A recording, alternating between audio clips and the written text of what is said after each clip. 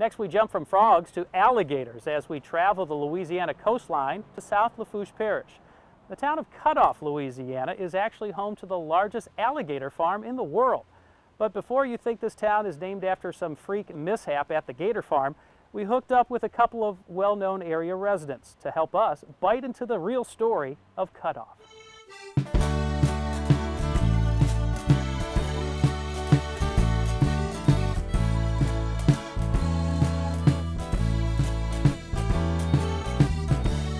Meet Roland Guidry and Wendell Curall, a couple of Cajun guys who love where they live.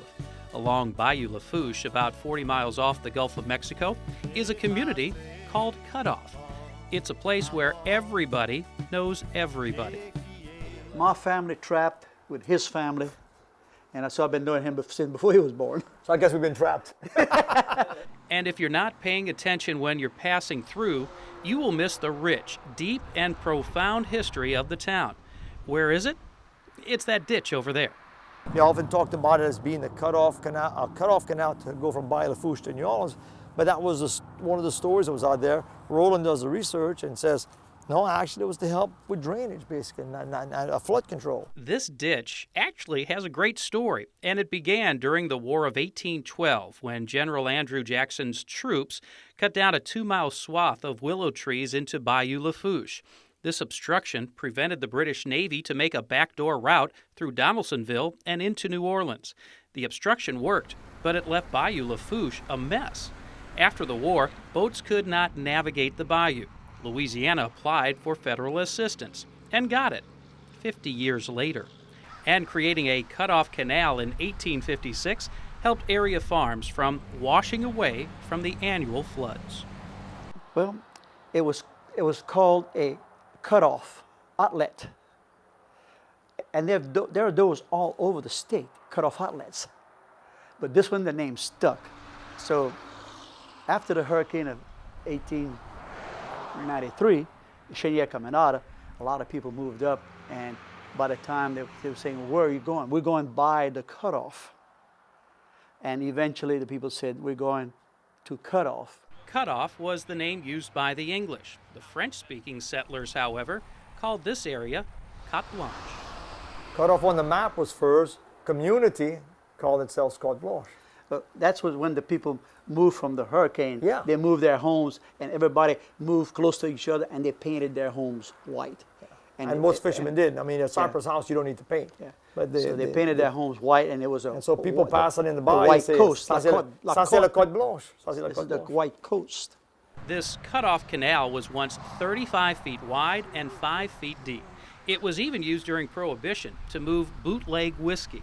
But now, it's just an extra mowing challenge, sitting alongside the beautifully restored home of Kirk St. Pierre.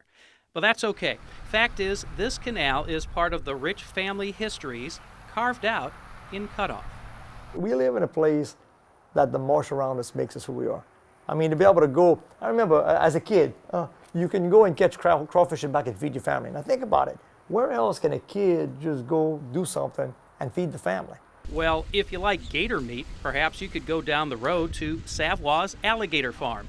It is the largest gator farm in the world. At last count, there were over 115,000 gators being raised. Meet Lance. He's been working here for 19 years, ever since he was 13. And he's only been bitten 40 times. I've got bit in 2002. I had a female drag me out of an airboat when I was picking up her eggs. Come on. Yep. How'd that work out?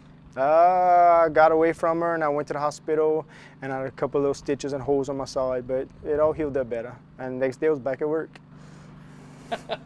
The gator pens are kept at a constant 90 degrees. In this pen, 400 baby gators, including a few albino alligators, are kicking about, waiting for feeding time. Instead, Lance looks to add bite number 41 to his resume. These are babies. They were born within a 3-week period this past August. And right now they're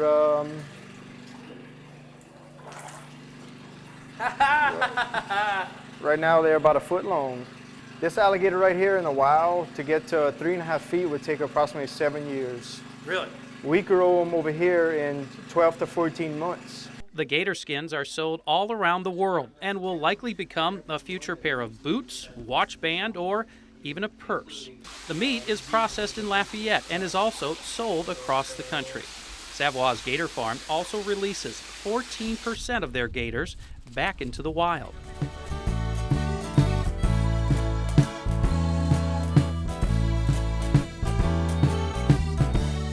It's not just gators making a return into the waters. Cutoff is also the home to a beautifully restored wooden oyster boat. Well, it was originally built in 1940 by Camille Chermy, and it was built for my great-grandfather, Emile Imard, and it was built as an oyster boat, and it's pretty much been in the family ever since. The family got out of the oyster business in the 80s, but restored the vessel and now use it strictly for pleasure boating. The only oysters that we have on here is either oysters on the half shell or marinade or oyster soup, and that's it. It was built here in Cutoff, it lives here in Cutoff, and that's where she's going to stay in Cutoff. That's true not only for the boats, but most of the people here. They were born in Cutoff, and that's where they'll stay. I think John Fall said it best. That's the thing about why do we live here. You know, God gave us the best cupboard in the world. When you talk about this productive estuary that came, it's hard to match anywhere in the world.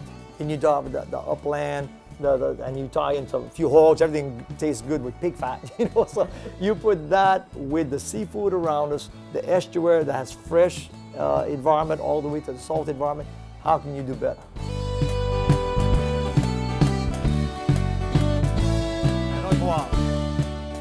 Roland and Wendo could talk for days about Cutoff and Carte Blanche if you let them. And if you're lucky enough to know Mike Bell and his family, you just might get a chance to take a ride along Bayou Lafourche on his family's beautifully restored wooden oyster boat.